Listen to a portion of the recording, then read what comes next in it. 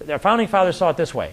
They envisioned that the Republican form of government, it's guaranteed, don't forget this, it's guaranteed in the Constitution of the United States that we have a Republican form of government, not a democracy or Republican form of government, which means a representative form of government. Our Founding Fathers studied democracies. They studied them in the Greek democracies, and they understood what happened. That if you have a pure democracy, and in the Greeks it was a case of the city-state, and all of the adult men would go into the one location, and then they would vote. First there'd be speeches, and somebody would advance an idea, and then they would vote. And whatever the majority decided is what they would do. And that sounds pretty good to us because we're indoctrinated to think we're living in a democracy and that when the majority rules, we should be happy with those decisions. But what you should remember is that a democracy is equivalent of, when you just have a majority rules, that's the equivalent of two coyotes and a sheep taking a vote on what's for dinner. Who's going to come out of that deal? But in a republic, that sheep has rights. And so does the coyote, by the way, not to prey on each other, but rights that come from God. And our Founding Fathers understood that clearly. I mean, they wrote, we're endowed by our Creator with certain unalienable rights. Among them are life, liberty, and the pursuit of happiness. And the life and liberty and pursuit of happiness components of this, I think, need to be understood that our Founding Fathers were wise men. They were well learned. They studied, they read, they thought, they analyzed. They understood the Republican form of government that came from the Romans and the Greek city-state pure democracy. They wrote down the rights that come from God. They said among them, they didn't say these are the only rights we have, but they put them down in priority order. I believe this. I don't know that scholars agree with me, but so it's Steve King's opinion that has not been successfully rebutted to my recollection. And it's this. Prioritize rights. The first right is the right to life. It takes precedence over any other right. Even though our rights come from God, your right to life. You have a right to life. And you can make the claim, and you do have, right to liberty.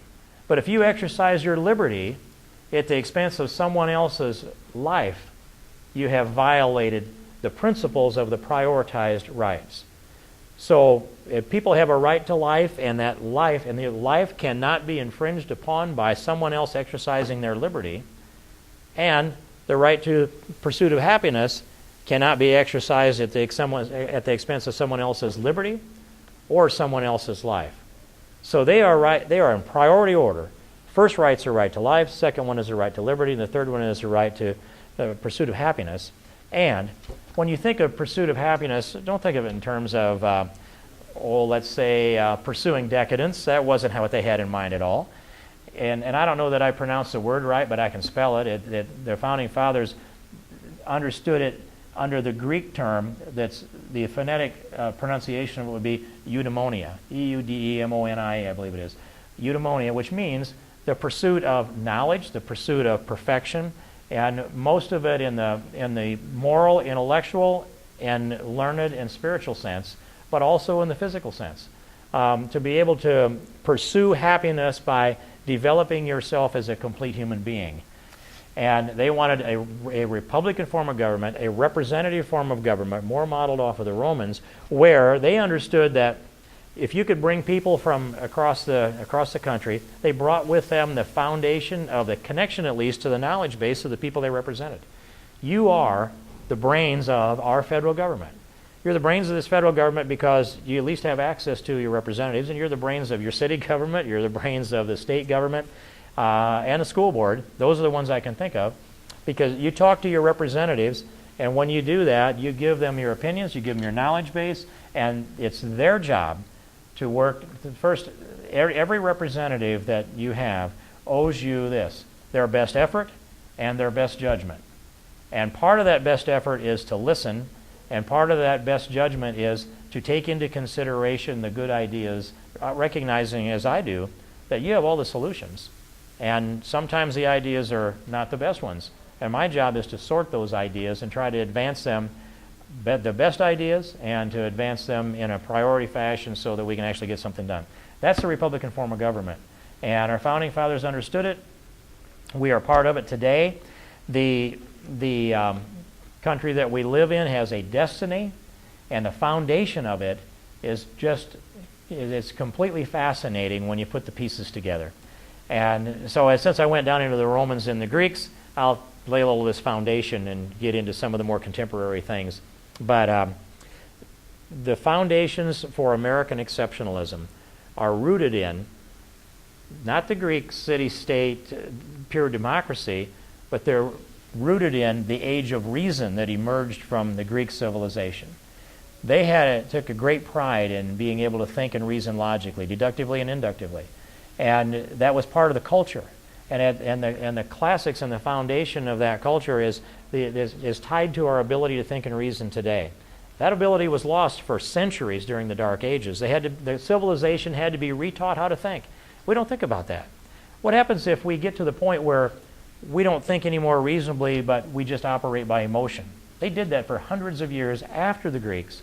They just were moved by emotion but not rational thought. But the Greeks laid the foundation for rational thought and the foundation for science and the technology. And without that, I don't know that we would have even had the Industrial Revolution. That was the Greeks. The Romans had rule of law, republican form of government. And that rule of law was reflected at the time of Christ. And Jesus expressed his right under Roman law when, in this period of time of Holy Week, is a good time to talk about this, when Christ was brought before the high priest Caiaphas. And the priest said, "Did you really say these things? Did you really preach these things?" And Jesus stood before the high priest, and the Jews were all up on one side, and he said, "Ask them, they were there. I did this in the open. Let them tell you." And that was Jesus saying, I have a right to face my accuser. And the accusers were the Jews. And at that moment, the guard struck Jesus, and Jesus said, if I speak wrongly, then you must prove the wrong. But if I speak rightly, why do you punish me? Again, asserting Roman law. They had to prove the wrong. You're innocent until proven guilty. You have a right to face your accuser. And by the way, that shows up, doesn't it, in our Constitution and in the rights that we have, in that we have a right to face our accuser. We have a right to a trial by our peers, our jury of our peers. And we have a right to protection from double jeopardy. Those things are a foundation that we say we get them from Old English common law, but they're rooted back in Roman law, clear back prior to the time of Christ.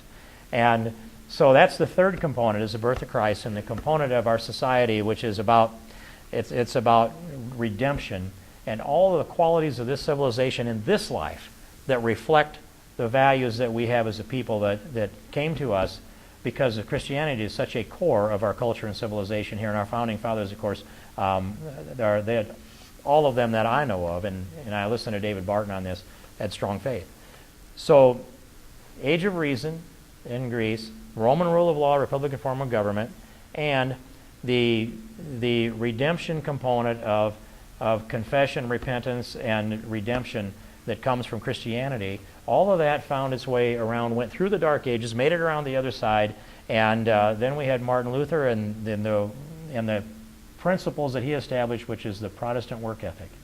And you add that all together, bring it over here to the United States at the dawn of the Industrial Revolution, on a country that had unlimited natural resources, that had low taxes, no regulation, the concept of manifest destiny, that we would settle this continent from sea to sea, and people that came here for religious freedom and free enterprise, and at the dawn of the Industrial Revolution. Put that all together, and it's a giant petri dish for success for a nation that has never been matched any place in history. The formula has never been matched any place in history, and I think now we have a better understanding of what the foundation is for America's success. And in that are those items in the Bill of Rights: freedom of speech, religion, and the press, the right to keep and bear arms, the protections from the trial by jury and double jeopardy that I mentioned, states' rights, property rights. All of those things are components of American exceptionalism. We are an exceptional country. We're a great country. And we are the recipients of the legacy that was delivered to us through the generations going back to our founding fathers. And we have an obligation to the succeeding generations, not just to receive the shining city on the hill that Ronald Reagan talked about, but to take us to another level of our destiny.